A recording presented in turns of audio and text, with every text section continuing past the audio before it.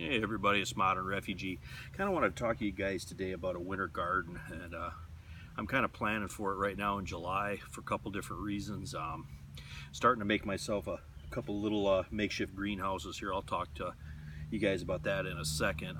But July is a good time to pick up seeds that are going on clearance and things like potting soil and topsoil. A lot of places like landscaping places, big box stores are trying to get rid of that stuff, so it's a good time to get good deals on that stuff. These are the kind of seeds here that I'm kind of planning out for my winter garden. Lettuce, parsley, peas, spinach, onions.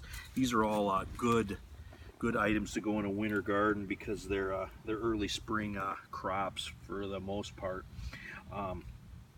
And typically with a winter garden, you're going to wait until like when you have your frost. For me, it's like in October.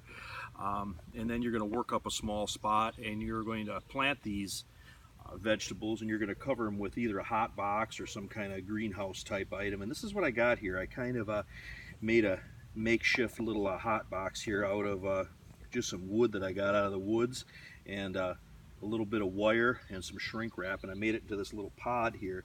And what I'm going to do is I'm going to kind of plant my stuff, and I'm going to put this over top, and that's going to form kind of a makeshift greenhouse. And what I'm doing is I'm kind of hoping that I'm going to get some vegetables into maybe early December this way.